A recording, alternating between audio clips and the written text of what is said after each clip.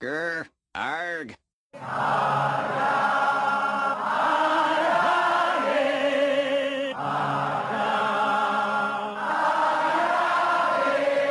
Welcome, ladies and gentlemen, to a very, very special episode of the Mixtape Podcast, the 100th episode. I'll be your master of ceremonies for this time around. My name is Marcelo Nostroza, and I'm joined by the one and only, the heartbeat of the show, Dean Stark. And on today's edition of the show, we'll be talking about a classic. We'll be talking about the 1977 film Close Encounters of the Third Kind. So, as I do every week, I will kick it over to Dean so she can take us through this film. Close Encounters of a Third Kind was directed by Steven Spielberg. It was written by, even though these other writers are not included in the version of the movie that you watch, it was written by Steven Spielberg and Jerry Belson and John Hill, with additional story by Matthew Robbins and Hal Barwood. So if you don't know what Close Encounters of the Third Kind, fuck, that's a mouthful. I don't want to keep saying that. Oh my God. If you don't know what this movie is, it's about this. Roy Neary finds his quiet and ordinary life turned upside down after a close encounter with a UFO. Now, Marcelo has seen this movie infinitely more times than me, and he will probably be correcting me at every turn. I'll think about it, but no promises. All right. So opening scene, we're in the Sonora Desert, Mexico, and it's present day. And an American team arrived to investigate the sudden appearance of fighter jets that were reported missing in 1985. They just kind of like appeared there, and they look new, they still work, they've still got fuel, but the pilots are missing. And they question a man that was a witness, and he tells them he saw the planes appear last night out of nowhere. The sun came out and sang to him. And that's it. That's the opening scene.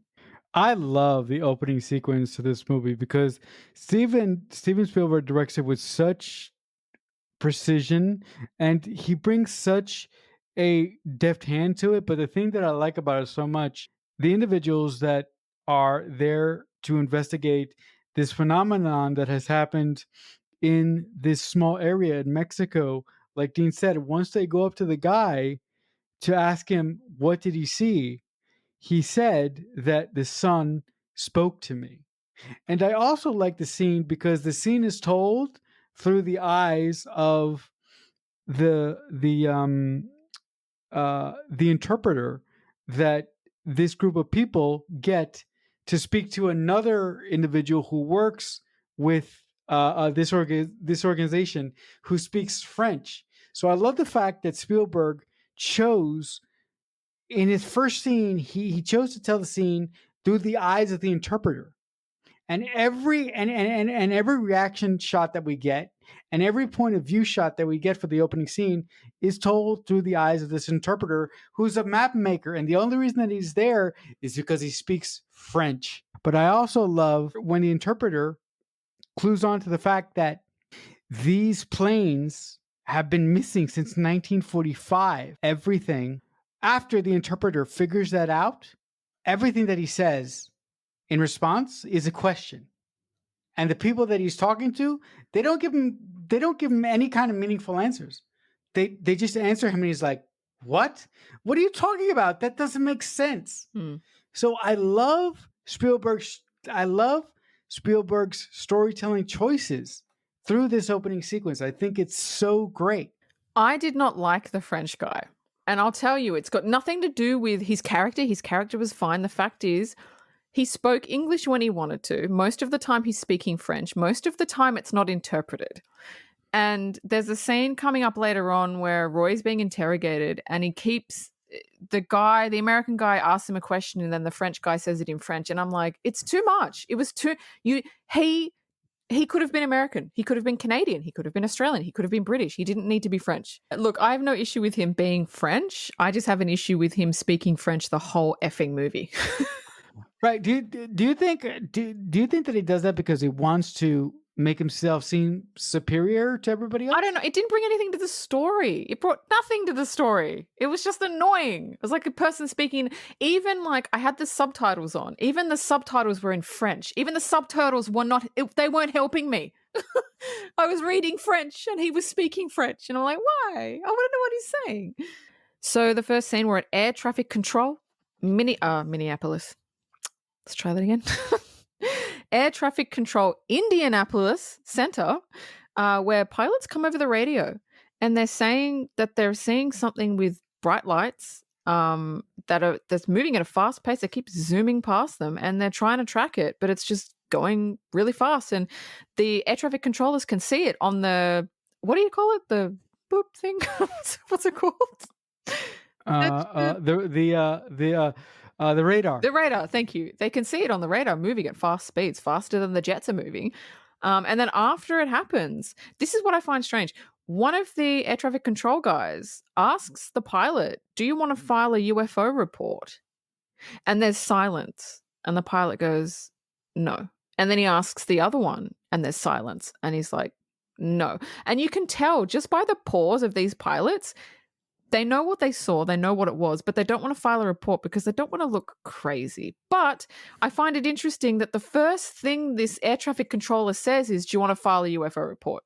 Like, as an air traffic controller, I don't think your brain would necessarily go there because the pilots didn't say it was a UFO. It was just says, I saw something. So I find it strange that they went straight to that. It's a UFO. Do you want to file a report? So I don't know. I know what the point of that scene was, but I don't think we needed that scene because of the following scenes that are coming up. To be honest with you, I think that in that moment, Steven wanted to push the story forward. And if this was real life, he wouldn't have the air traffic controller do that. But that also, in my view, brings a mystique to the situation or the story, because in that time in 1977, like Dean said, if you are a pilot in as a civilian or as a civilian, meaning you fly planes, or in the army, meaning you're not a civilian, and if you see a UFO, they think you're fucking crazy, so you would never want to report that anyway. So how they reacted makes sense, but here's my issue. Again, I think that Steven just chose that line from the air traffic controller to push the story forward. Furthermore, like Dean said, we get sort of another version of that same sequence done differently in a couple other scenes coming up here really, really quick. So listen, it's Sophie's choice. Dean didn't like that choice, but I understood it. But in a way, I was like, you don't need this here if you have this coming up in 2 or 3 scenes from now. I agree. I understand what he was doing, and I don't have a problem with it. It's just that you didn't really need it. Didn't really need it. So the next scene is we're in Muncie, Indiana, and there's a young boy that sleeps. Oh my god, this boy's super cute. Fuck me, he is so cute. And he's sleeping, and he suddenly wakes up. All his toys start turning on and moving, and there's flashing lights, and there's music coming from them. And he gets up and he goes downstairs and he goes to the kitchen, and he notices as he goes to the kitchen, the front door is open. He's like, because this boy's like only like 5. And he goes into the kitchen and all the food in the fridge is on the floor. And he's like, And then we see Stephen pushes in on this little boy's face. We see him see something, and there's slight audio in the background of something moving, but we don't know what it is. And this little boy's face is like, what is that? He's not afraid. And then at first he's confused, but then he starts smiling, and he's super cute. And then his mum's upstairs, and his mum looks out the window, and her little boy's like running out into the field because they live in like a, like, where are they? Like on a farm. Farm country. Yeah. And I'm like, oh my god, this little boy's just, because the front door's open, he's just run out of, he's not afraid. He's running towards something, and he's happy, and he's giggling, and you're like, what? And out of all of the Alien ET movies, not the ET movie, but out of all the Alien movies that have been made, I'm going to tell you at the end why I really, really like this one, and I really, really like what Steven does when he does alien movies. And nobody else does it. He's the only one that does it. But I'm going to keep that. Hopefully I remember. Hopefully there aren't people listening to this podcast going, I really want to know what she has to say. And then at the end, I completely just forget to say it. Sorry. Anyway, what do you think of that scene? I'll remind you to give our fellow listeners that little tidbit about why Steven is so special when he does alien movies. The thing that I like about this scene is you're right. This kid is cute as a button. But you mentioned when Barry stands up and he starts to walk through the house, he comes upon a fridge with food on the floor, and his reaction shots are so good. And you wonder, how the hell did Steven do that? How the hell did Steven Spielberg get this child to react like that? Well, fun fact, guys, he bribed the kid with presents. So off camera, there is an assistant or Steven himself with a box. And this kid is reacting to what is in the box. So every day, Steven would bribe this kid with different toys. And that's how we got the reactions from him. Steven just knows how to work with kids. Steven Spielberg, at heart, is a kid himself. Yes. The other thing that I loved about this sequence of Gary going through the house and running out into the field, into the open air, I really like the fact that Gary or Barry, I'm sorry, that Barry has a single mother. Mm. And I just like the fact that for some reason this mom is by herself taking care of this kid. Yep. I don't know why I like that so much. I don't know why it played so well for me. I think because of the whole there's no father figure there, there's no masculine there. It's just her being vulnerable with her little son. And I think it amps up her vulnerability and it amps up her likability because she's a single mom, and so you didn't need the dad there. I think it adds to her character not having a husband. Right. So now we meet Roy, played by Richard Dreyfuss. I love how his character is written because he's a father with 2 kids and a wife, but he's funny and he's likable and his kids love him and his wife loves him. And his lines of dialogue is just, he's obsessed with seeing Pinocchio. He's like, we're going to go to Pinocchio. And they're like, we want to go, mini golfing. And he's like, no, well, Pinocchio's a great movie. We're going to go see it. It's just like, Jiminy Cricket. Yeah. Oh my God. It's just, he's obsessed with seeing this like movie Pinocchio. He's like, I saw it when I was a kid. Roy gets in his car and he's driving. And I love this. He's got this big map in front of him because, guys, this was before we had GPS. We just had these big fucking maps, right? And there's a car that wants to get past him and he waves his hand out the window like, go around me. And it goes around him. And he's still looking at the thing. And I absolutely love how Steven filmed this. I mean, hey, even in 1977, like, you just don't get any better than what he's done with this. So he's in his truck, he's looking at the map, and then we see lights come up behind him, right? And he puts his hand out the window for the car to go by because he thinks it's just someone that's stopped behind him. And then the lights start going up. He doesn't notice, but we notice. And if I was in the cinema in 1977 and I saw that, I'd be like, what? Because Steven has filmed it in a way where it looks like a car has pulled up behind him, but it's not because it lifts up into the air.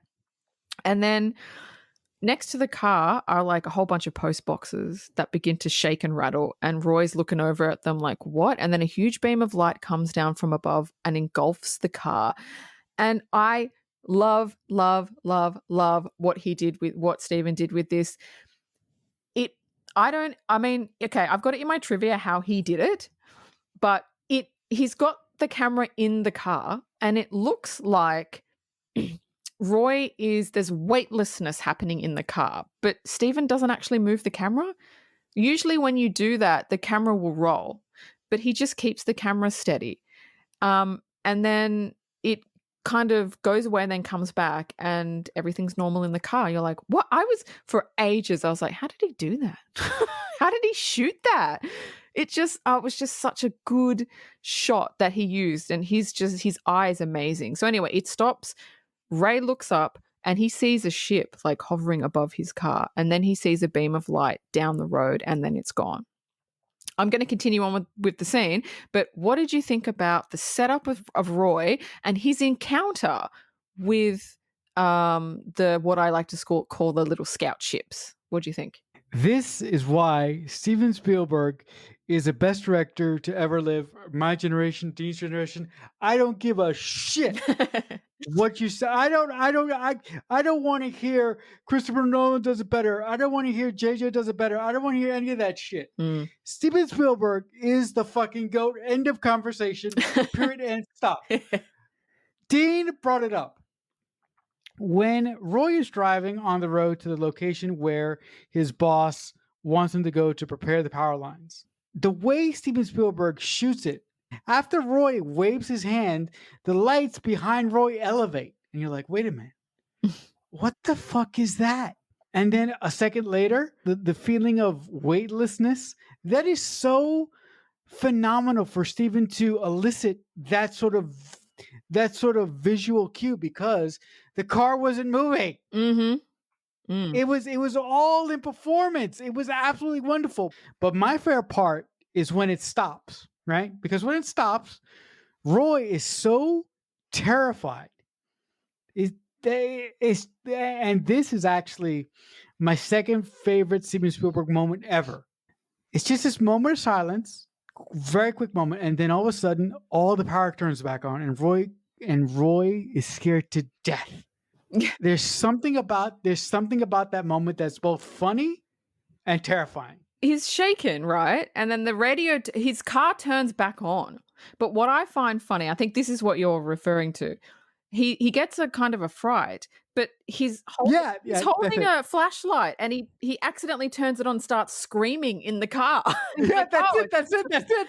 It's just, yeah, I was like, I think he's referring to that. Yeah, that I love that scene. I was like, yeah, because that's accurate. That's how you would react. Like, oh fuck. Yeah, definitely. So the radio's on, and he hears that the craft was where the craft was last seen. So he heads for that direction because he wants to know what the fuck happened. And he gets there, and the boy that was from the previous scene is in the middle of the road, and he swerves and he almost hits him, and he gets out. He's like, "Are you okay?" And the mum is there, and there's a few other people that's there that's just looking up at the sky. And then randomly, there are 3 little scout crafts, UFOs, come speeding down the road past them, followed by police following fucking UFOs. That's just funny. One of the police cars goes off the cliff because it tries to follow the craft, and the police officer doesn't know that the police cars can't fly. And as soon as the crafts fly out over the town, the power comes back on the town. So obviously we know that the power disruption was the UFOs coming into the town. But I thought it was cool. I thought the way that he did the crafts was cool because you could see them, but it wasn't clear. The clear vision of the mothership is going to come later.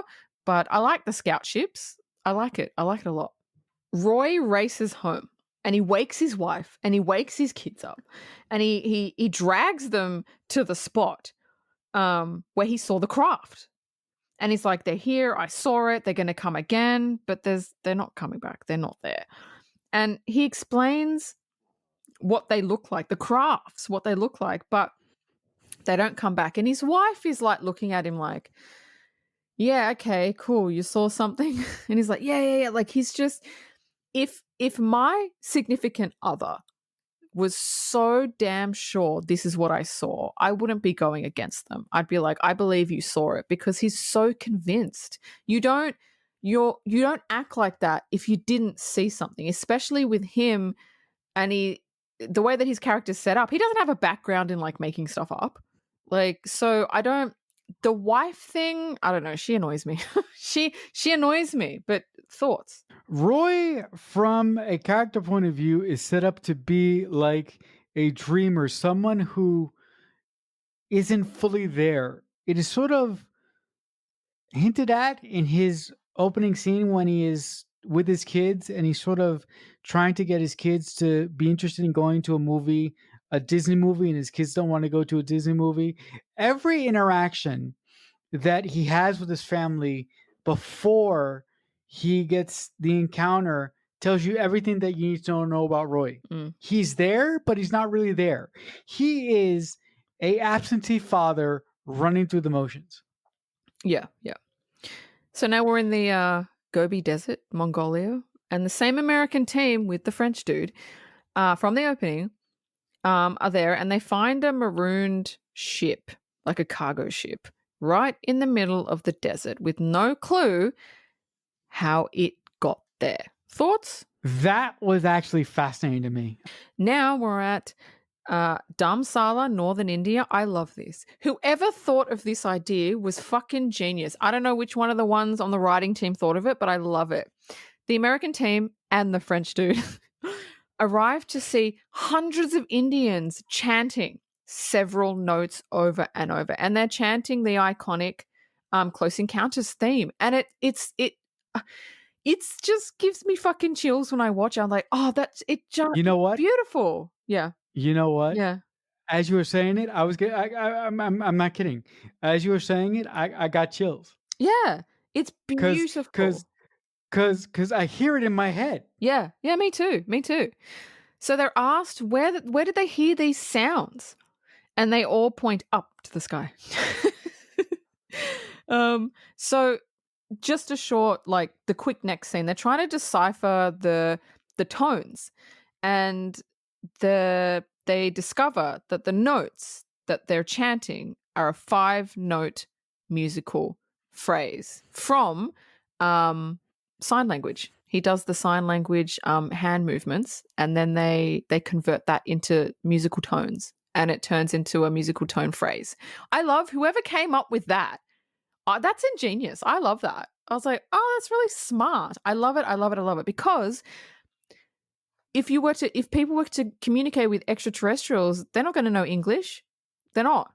They're going to, what is universal? Tones, music. That's universal. That's a communication tool. So whoever came up with that idea is absolutely genius. I think, now don't quote me on this. I could be wrong. I think that initially it was Steven's idea to come up with the sign language, but the musical tones are the responsibility of one person and one person only. Are the responsibility of one person and one person only. Say with me, folks, the best composer to ever live and breathe, John Williams. Come on. Mm-hmm. That scene is so fucking impactful, and it's so simple. Yeah. As a storyteller and as a director, you can convey so much by saying so little. Mm-hmm. Yep. But with that being said, you have to be talented to do it right, because if you do it wrong, it comes off as showy. That's true. That's true. So Ray goes back to the place where he saw the crafts again, and the boy and his mum is there, and others, the other people that were there when he first showed up, they're there too, because they want to see these crafts again. And Roy sees the boy, he's making a mound out of mud, and Roy says, I've been seeing this same shape in my head, but I don't know what it is. And then they start seeing floating lights moving towards them over the city, and they're like, oh my God, they've come back. And then they realize it's helicopters, and everybody kind of scatters. So, thoughts?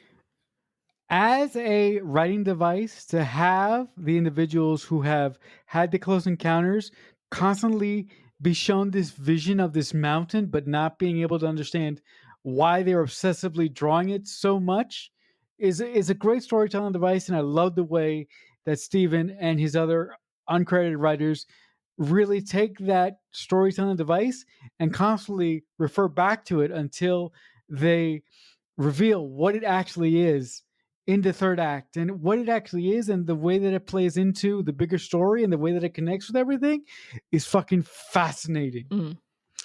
So we're back with the scientists and the French guy, and they discover that the tones convert to numbers, and those numbers convert to longitude and latitude. I love this because, again, it's 1977, and they're like, we need a map, but they can't just Google a map. So they go into someone's office and get like a globe. like there's old school fucking globes that everybody used to have, and they roll it out. They're like, okay, and they trace the longitude and latitude on the map or on the globe, and they trace it to Wyoming. And so that's the next place they have to go.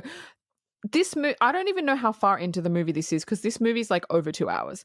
But every single scene, probably bar the air traffic control scene, needs to be in there. It needs to be in there. I love the fact that Steven and his co-writers ground the way that the humans are going to communicate with the aliens. It's so genius because again, it's 1977. How do you logically explain how we would potentially talk to aliens to a 1977 audience? Today it's easy because today people are more open to believe stuff. But back then they weren't. So grounding the way that civilization is going to talk to these aliens in longitude and latitude is so, and doing it by math as well, right? Mm. Is so fucking ingenious. Yeah, it is. Why the hell? Why the hell don't we get movies like this anymore? Oh, you know why. Yeah, I know why. I don't want that. We both know why we don't get movies like this anymore. We know. The boy, the little cute boy, he's playing the tones, the 5 tones on his little xylophone set. When his mum goes out to take the trash, and when she looks up at the sky opens up and these bright lights begin to emerge and the clouds begin to like fold into one another. It's really great effects, like for 1977. It's really quite good. And the sky turns orange and she runs into the house. And the house is engulfed with orange light coming from the sky. And the house starts to shake and electronics turn on and off. And the mum is freaking out. And she's holding her son. She's running all over the house. There's nowhere she can run because it's just, she doesn't know what's going on. The boy thinks it's great. He's laughing. He's not scared at all. Ultimately, the boy kind of gets away from his mum and he crawls out the doggy chute, and he gets taken. He gets abducted. But that's a really, for 1977, that's a really disturbing scene.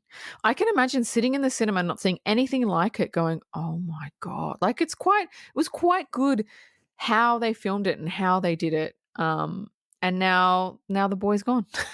But what do you think? This scene is fantastic because it's so terrifying.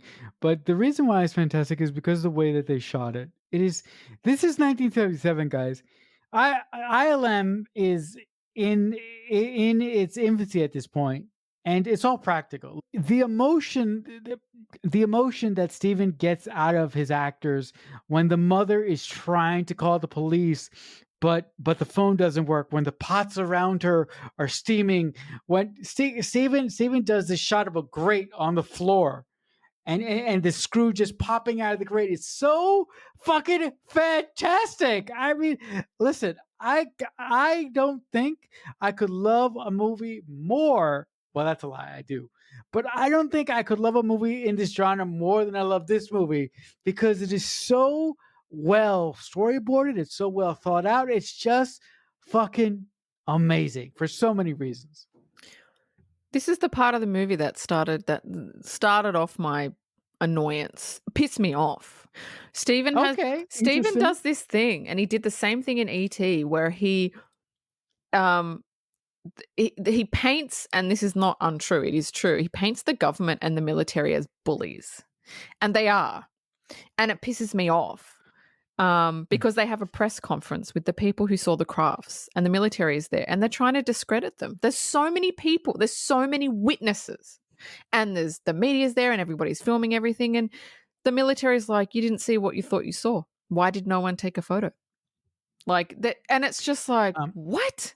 I understand where I understand where your gripes come from with Steven making the military or painting the military in the way that he did. But I also believe that if the military actually told everybody what was actually happening, the military would have a massive panic on their hands. Because here's the thing. People like to say, "Oh, I would know how to react in a situation." But no, they wouldn't. They would fucking panic. They would do things that they would never do in their lives because here's the actual issue. I don't think that if we ever really get visited by aliens, I think that people are going to panic. Um, but remember a few years ago when the government, the American government and the military actually came out and said, we have proof of UFOs, and they showed us proof. Nobody panicked. The next scene, if I didn't get annoyed at that scene, I got pissed off at this scene. It just gets worse. So now we see the military getting ready to go to Wyoming. And they're trying to come up with a lie to get people to leave the area. And they're like, contaminated water. Oh no, let's say there's an epidemic, a plague epidemic. That's what we're going to tell people to get them to evacuate. And then one of the military guys goes, that's not good enough because there's always one person who thinks they're immune to a epidemic. And I went, I'm getting angry. The government and military making shit up in order to evacuate. All they could have done, it's really, really simple. They could have said, listen, we need to evacuate this area. There's been a chemical spill. You know, it's only going to be a few days. You can come back. They didn't need to come up with this elaborate lie that they came up with. They could have made it really, really simple for people, but they didn't. And I'm like, oh look, the government and the military lying to people. It's not like we haven't seen that before. But yeah, I got pissed off, and it only gets worse. Oh, Marcelo, it only gets worse. It's not. Look, it works for the story. Absolutely works for the story. It needs to be in there because what Steven needed to do with this movie, he needed a villain. The aliens aren't the villain. The people aren't the villain, but you need a villain, whether it's a person or an element like a weather or a season, whatever. And he's like, the government and the military, that's going to be my villain. And he did it really, really well. I agree with Dean. With the third act ramping up of this movie, the fact that the military thought of such an elaborate way to force people out of the area was absolutely asinine. I really like your idea of making it like a small chemical spill, but I also agree with your idea of you saying that Steven needed something. He needed a villain, and unfortunately, regardless of your thoughts, the villain was the military. Yeah, exactly. Exactly. So Roy's having dinner with his family. When he puts mashed potato on his plate, but he begins to stack it on and he begins to mold the shape like the boy was making. And his kids and his wife is looking at him like, what is he doing? Why is he putting so much mashed potato on his plate? Next minute, he goes into the lounge room and he's using clay to try and make the shape he keeps seeing in his head. He keeps seeing this mold. He doesn't know what it is. He doesn't know it's a mountain. He has no fucking idea. And he gets frustrated because he doesn't know what it means. And then, and this is what I have a real issue with, Roy's wife has a dramatic attack at him, which is so over the top. I was like, what? She's like, I just want you to be normal. Why can't you just be normal? And I'm like, wait, what? But Roy has experienced something massive and he's trying to understand it. And she's not, I understand he's doing weird stuff, but she's going about, she's like, why can't you just be normal? And it's like, you don't understand what I have experienced. She doesn't believe him. And I think her character isn't needed. She doesn't bring anything to the story. She doesn't have any plot points. She's just there just to be there. Dean's right. This character, Roy's wife, is completely unsupportive. She's like a whiny bitch. She's like a whiny bitch. Yeah. The way that she acts, specifically in our introduction, going back all the way to the first time that we see Roy and he gets the call from the electric company to come in. She says something very, very interesting, but something that is completely untrue. She says Roy can't sleep with me, or Roy can't be without me, or can't sleep without me. That is that's very, very naive and very, very wrong. She is like a fucking child. Yeah. And the fact that she doesn't support Roy and only thinks about herself fucking annoys the ever loving fucking shit out of me. Yeah. And listen, from a story perspective, I think that Dean is onto something here. She didn't need to be in the film. She could have been, look, she could have been a mother who who couldn't handle the stresses of being a mother because she was immature. Hmm. And that's why they got a divorce. And that's why Roy's a single father. If you do that, the impact of Roy leaving at the end of the movie, spoilers, hits even harder, because if Roy leaves, what happens to these kids? Yeah, that's true. That's true. So the next morning, Roy has an epiphany, and he begins. This is so funny. I Richard Dreyfuss, so funny in this movie. He just begins He goes out into his garden. He starts collecting plants, chicken wire, fencing, bricks, and he just throws them into his kitchen window, into his kitchen. He doesn't even bother going into the front door. He's just throwing all this shit in. All the neighbors come out going, "What's he doing?" He's like, "Don't worry, everything is totally fine." And his wife is like, "What are you doing?" He's like, "No, it's fine. I'm fine. I'm happy. I'm lucid. Everything's fine." Yet he's throwing plants and trees into his kitchen window, and nobody knows what's going on, but he knows it. He goes, "I know exactly what I'm doing. I'm fine." And his wife gets in the car and takes the kids, and he's like, "You're not even dressed." And she's like, "Yeah, no, I'm going." Because she thinks he's gone nuts and she wants to get the kids away from him.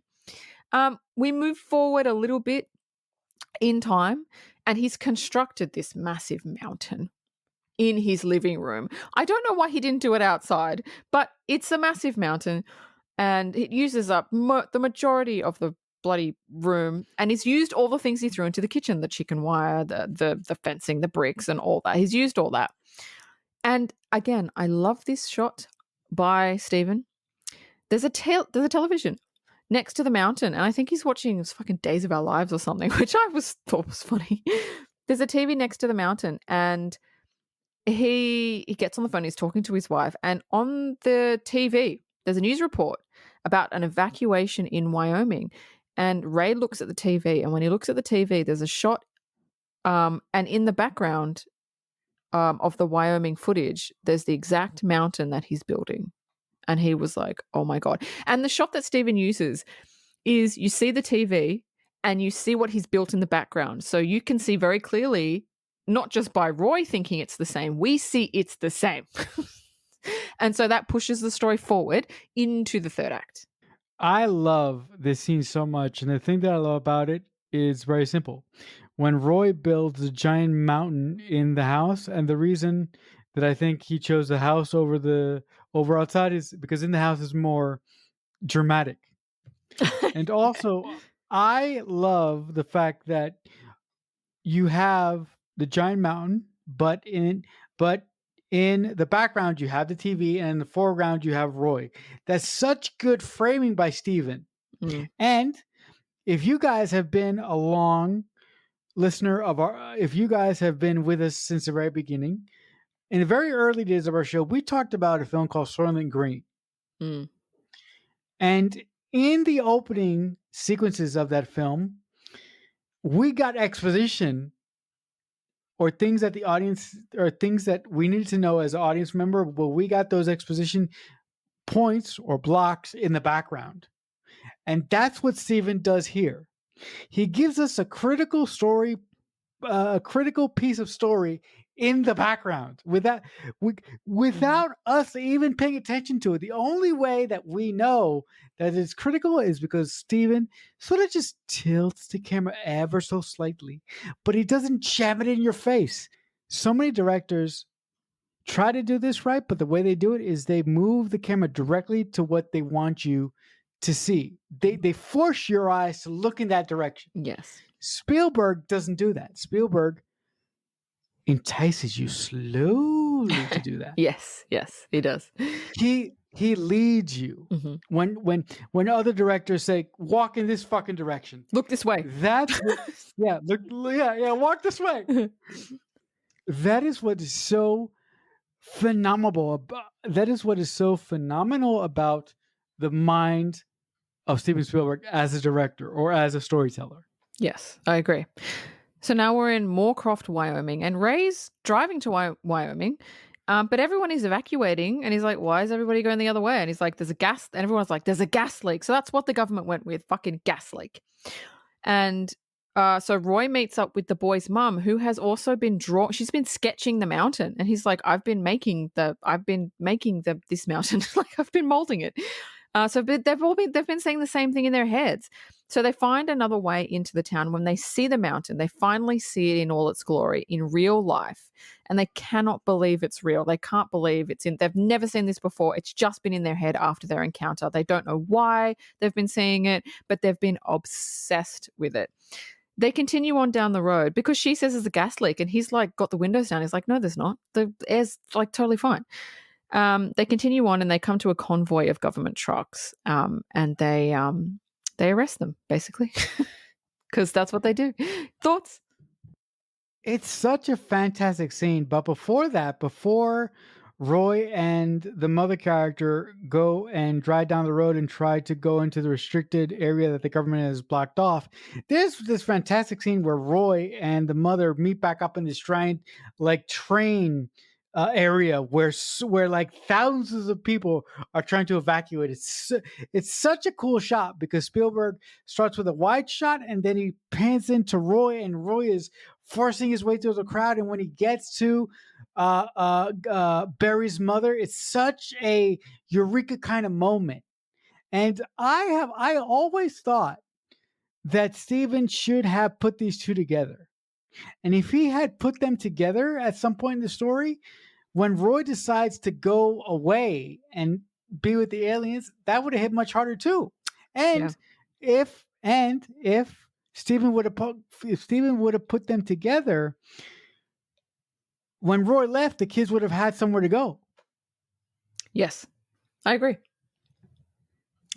So now Roy is being questioned by the map maker guy and the French guy. And this is the scene that annoyed me. It's like every time the guy, the translator, would ask him a question, the French guy would say it in French. And I'm like, shut up.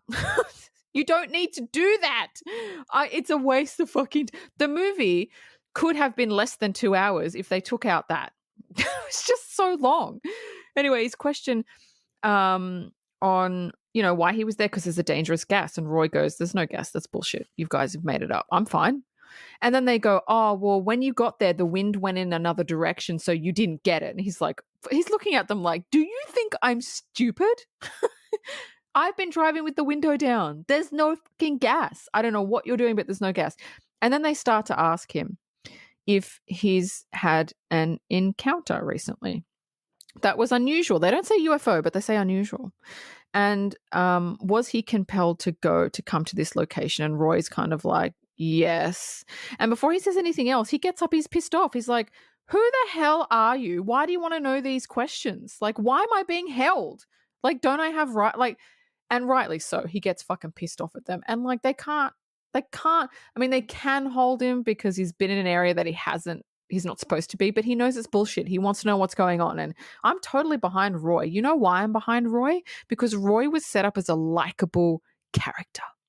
He was set up as a character, as someone that you could connect with, that you go, you know what? I like you, Roy, and I want you to win against these guys. And that's how well the writing is in this movie. When you like a character, when you can connect with them, you want them to win.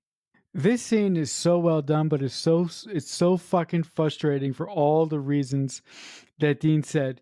The only reason why this fucking French doctor guy is speaking French when he can perfectly speak English is because he wants people to think that he doesn't know what they say. That's why he's doing it. And it fucking look, I love this movie, but Steven, baby, booby, fucking pisses me off. It Stephen, pisses me baby, off. why are you doing this? Yeah. It pisses me off because listen, you could have illustrated that earlier on in the movie, but then you could have stopped it. But it's like Steven is constantly throwing the character's arrogance in our faces. And I'm like, why are you doing that? Just, Steven, you already have it. Just roll with it. Yeah. And also, I think this is the point of the movie where it's getting a little thin. And I think that that's why Steven and his uncredited co-writers made the scene so long and so frustrating. There's there's a couple scenes in within this that go on far too long, and they feel a little too thin to me. Yeah. Yeah. It's third acts are notoriously difficult in Really screenwriting. hard, yeah. Really Really hard. difficult to I mean, you gotta make it a certain length because it's the third act, depending on the length of your first and second act, but it's yeah, usually third acts, they drop off for me. It has to be written really well for me to be really invested into it. Roy, the mum, and others are basically put in helicopters to get them out. And they've all got gas masks on. And Ray removes his. And everyone's looking at him like, oh my God. And he's like, the air is fine. There's nothing wrong. Right. And the mum takes her mask off and she's like, oh. And she's like, does anybody else want to get the hell out of here? And everybody else is too scared. They don't trust him. But another guy, the mum and Roy, basically, they get out of the helicopter before it takes off and they head for the mountain, the one that they've all been seeing. And the military, in all their glory, decides to spray, because they know they've headed for the mountain. They decide to spray the mountain with a chemical, a toxic chemical to knock them out, which is a tad effing dramatic. But it's this is where it gets thin for me. The whole sequence of them running up the mountain, trying to get to the top, the helicopter spraying the mountain, it was a little bit too long. It was a little bit long-winded. I was like, okay, just get there. Just fucking get there. Ray and the mum make it. But it's funny because the other guy that's climbing with them, he sees the helicopter and it's spraying the chemical. And he yells to Roy, goes, oh no, it's okay. They're just crop dusting.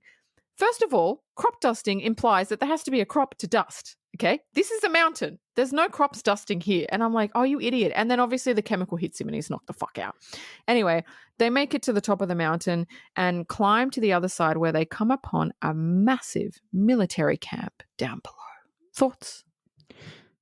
This scene of them walking up the mountain, I agree with Dean, is far too drawn out. That idiot that says, "Oh, they're just crop dusting." Every time I see this movie, I laugh my ass off because I'm like, "There's no fucking crop dusting on a fucking mountain." You deserve to be knocked out, dude. Yeah, you deserve to be knocked out. You fucking deserve to be knocked out. But the actual visual of Roy and Barry's mother coming across this giant cavernous military installation in this mountain is fantastic. Mm-hmm. It's done when because everything's really dark because it's at night and they're climbing up mud and they keep slipping and there's rocks. And when they come around the other side of the mountain, this massive white military base, the juxtaposition between the darkness and the light, Stephen has done so well with that. It's like it's light and dark. It's up and down. Like it's beautiful the way that he did it. So they're looking at this military camp and they see 3 of the scout ships hovering just outside the camp. And the military play the 5-tone notes, but they play it slow, then they play it fast, and then they mix it up. And the crafts respond, and then they fly off. And it's all quiet. And then the crafts start flying around the base, and it's like, what's going on? And then it happens. It goes all quiet. And then we see the mothership, and Roy just looks up.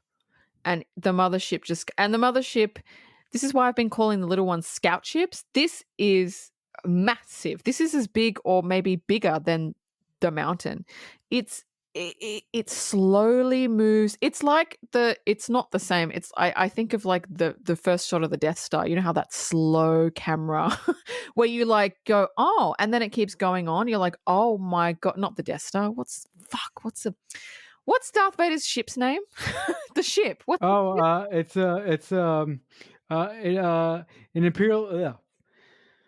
An Imperial Star Destroyer. Okay, that's the one. Sorry, I'm fucking Star Wars fans gonna lynch me for that. They're gonna go, the fucking Death Star. This bitch has no idea what. I'm sorry. I got it mixed up. I like Star Wars. I promise. Fucking. Apologize. I'm gonna get knocks on my door. Going, are you the one? No. We're gonna fucking lose this guy. Fucking hell. I'm so sorry. So sorry. Oh man, we're gonna get angry emails about that. Anyway, so the ship comes over very slowly, shot beautifully. And the military start playing the tones, and the ship plays its own tones back, different tones. And then they go back and forth with the tones. This is a bit long again for me. The ship plays tones, and then the guy that's on like the piano plays the tones back, and they go back and forth with the tones. I just have to say, I absolutely love whoever designed the mothership. It looks like a city.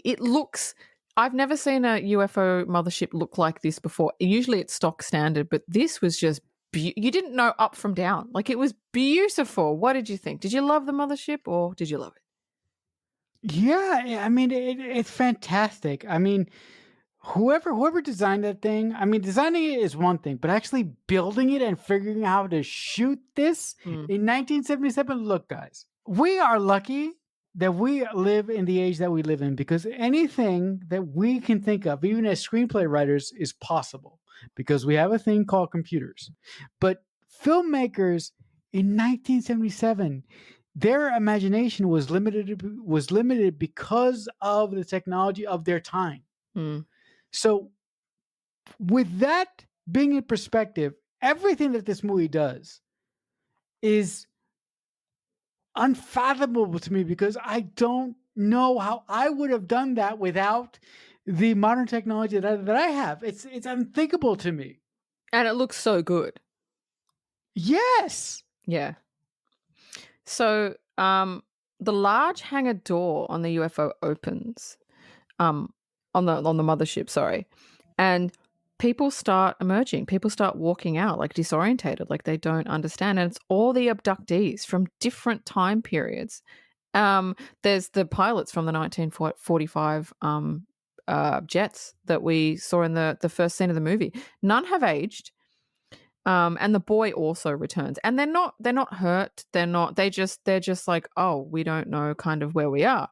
And then we see it like a tall, gangly ET in the vein of like what you would think like a grey looks like emerge, and then a lot of little I call them scout greys, emerge standing in the front of the ship, because unfortunately I'm a weirdo and I know a lot about ETs. So when people talk about the greys, which are like the stock standard normal kind of alien that people talk about like in real life that they've been abducted by, that they've seen, they usually see the short ones. The short ones are the scouts, and the tall ones are the ones that actually like they're the bosses. And it's really actually rare to see a tall one. Usually people see the little ones. Anyway, that's my ET knowledge. So what did you think about that? I really like the way that Steven differentiated the aliens, like Dean just said, between the tall ones and the short ones. But the way that he shoots it is fantastic, because the mothership lands, the ramp opens pure white, and at first you're thinking, oh fuck, these long gangly aliens are gonna come down and kill us. But that's not the movie you're watching. Hmm. These aliens come down, and then they just do the hand gestures. It's so cool, and it's so kind. Another thing about the tones that I forgot to put in. When they initially do the tones before the mothership lands, the French guy, the guy that we fucking hate because he can't fucking pick a language, Yeah. he cues in on that initially the tones that they're playing are too fast, right? Mm. And that's why the mothership plays tones that they don't recognize, because as soon as the Frenchman says faster, faster, faster, again, again, again, again, they had to play the tones faster Mm. Mm-hmm. because they were playing the tones too slow. Yep. Mm-hmm. I love that. But also to get actually back to the aliens and the way that they were designed, it is so cool that Steven presented the audience with what we think aliens are going to be like. But once he showed them in full, he took it down another direction, which is fantastic. Yeah, I agree with you. So the guy who was questioning Roy finds him watching, because Roy's climbed down to the camp, and he starts asking. He goes like, "Hey, what blood type are you? Do you have any like body issues? Do you have any liver issues?" And Roy's like, "What? No." Next minute, there's several people, including Roy. They're in red jumpsuits. And you're thinking, why are these people in red jumpsuits? Why is Roy in a red jumpsuit? And they stand in front of the Scout Greys. And I'm like, oh, okay, they want to go. And the Greys, the short Greys, immediately go to Roy and they take his hand. And Roy's overjoyed. There's no fear. He's overjoyed. He's like, oh my God, oh my God. And they lead him towards the ship and he's smiling and he's happy.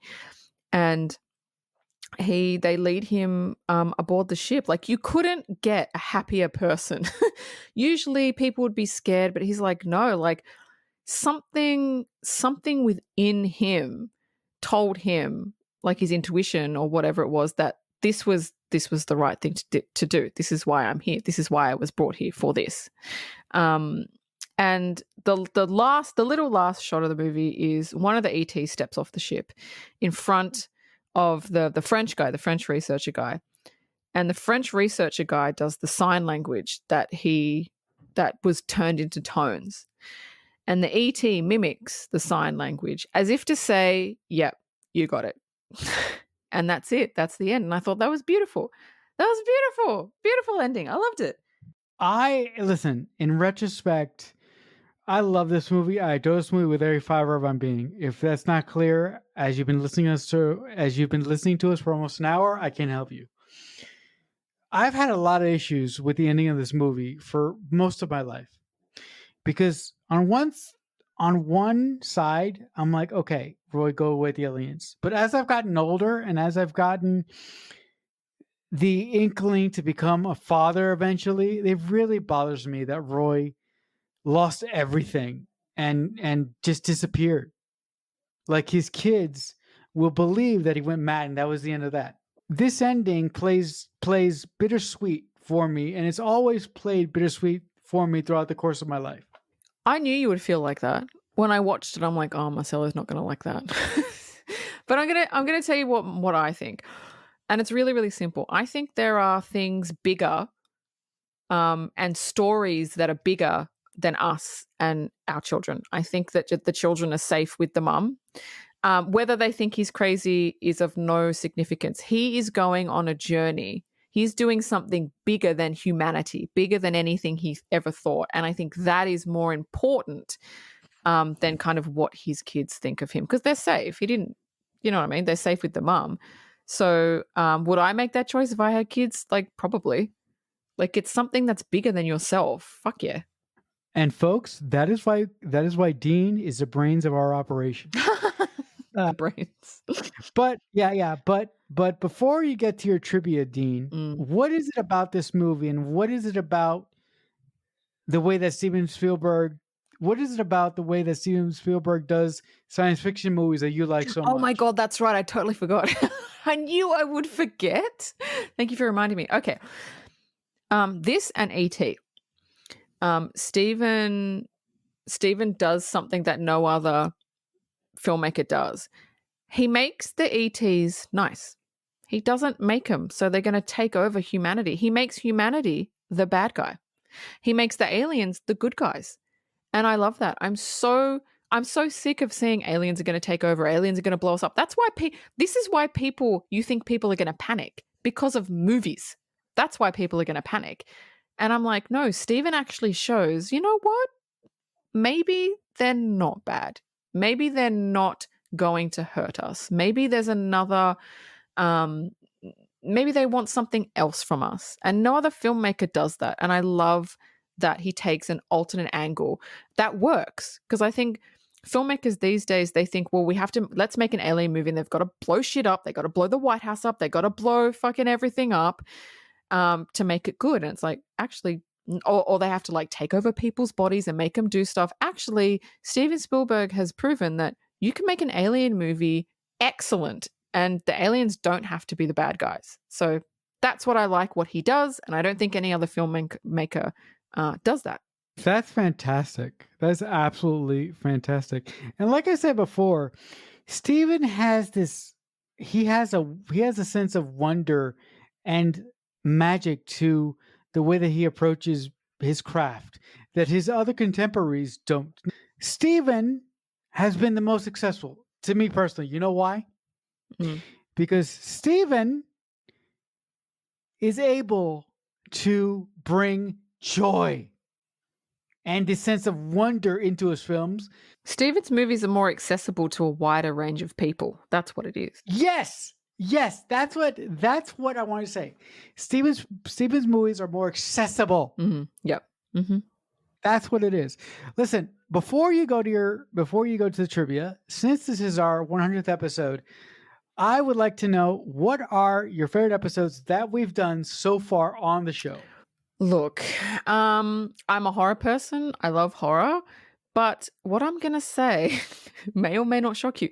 My two favorite episodes that we've ever recorded are musicals, and they are The Wizard of Oz and Mary Poppins. Those are my two favorite episodes that we've ever done. Yeah, I don't know. Am I turning? I don't know. Maybe. What? Yeah, I don't know. Jump back. Wait a minute. I don't know. Don't ask me to explain. I don't know. Oh, no. I'm not going to ask you, but guys, my mind is blown because Dean is not... Okay. For those of you who have been listening forever, you know this. Dean is not a song and dance woman. I'm a song and dance. You're a song and dance woman.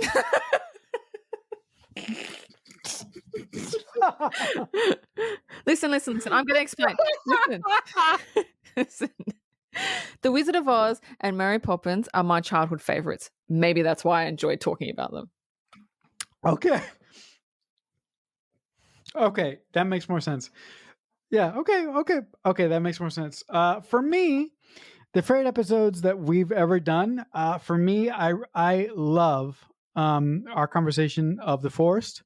If you remember that, because it was, guys, if you haven't seen or listened to that episode and you're watching this for the first time, I highly encourage you to find that episode in our back catalog. Go watch it.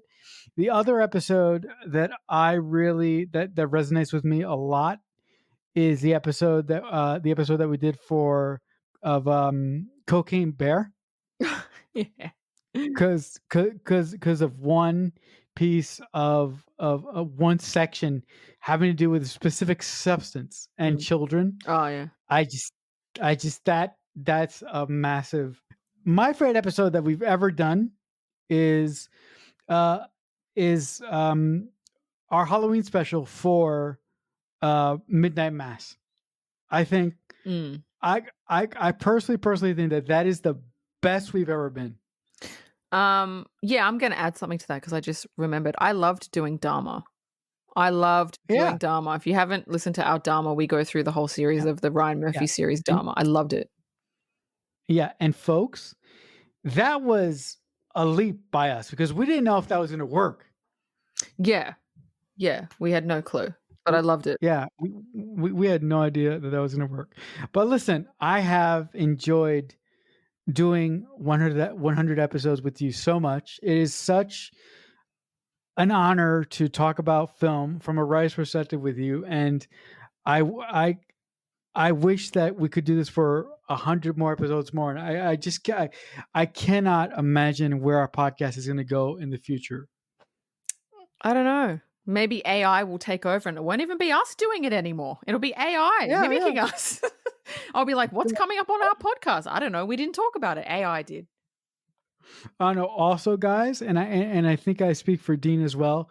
Thank you so much for supporting us with your views and the little comments. But thank you to those people who have subscribed to our YouTube channel, because our YouTube channel shows us really how much you guys really love us, and the fact that we get more subscribers in our off seasons than we do actually when we're posting episodes is, to me, the quality of that we're making an impact. And listen, you might not agree with what we're saying, but at least you like you may not agree with what we're saying, but at least you like what we're saying. And for me, that's good enough. What do you think, Dean? Yeah, I agree. I didn't know the show was gonna go so well. I'm glad it's resonating with people. I'm glad people like the format of us going scene by scene. So yeah, subscribe. We love you. Yeah. With that, Dean, do you want to go to your trivia? I do. So my trivia, the little boy in the movie that I love, he did all his scenes in one take. And Stephen even had a T-shirt printed up for him that said "One Take Carrie" because his name's Carrie. One take, this little kid. Oh, cool. I mean, that's amazing. And like I said earlier, Steven sort of helped himself out with that philosophy because he had toys off of camera. Mm-hmm. Yeah. So, but that's a great piece of trivia. That's excellent. The score for the movie was actually created before the film was edited, and Stephen edited the film to the score, and that never happens. But do you know why he did that? I'll No. tell you why. Tell me. He could only do that because he had John fucking Williams. Oh, that's true. The best. That's true. But that's unheard of. Guys, that never happens. Never. That never happens. Never. That's like driving a car without with a blindfold, thinking that you're gonna get to the store okay. Yeah. Yeah. The working title of the film was "Watch the Skies." I don't know about that. I don't like it. My last piece of trivia, it's my favorite scene, the car scene, where it looks as if Ray is weightless. I love how he filmed it. I was like, fuck, how do you do that? So the truck that Richard Dreyfuss was in was put on a turntable, and it actually rotated 360 degrees, but Stephen kept the camera straight. So it looked like weightlessness, but he actually rotated the car around. Oh, a gimbal.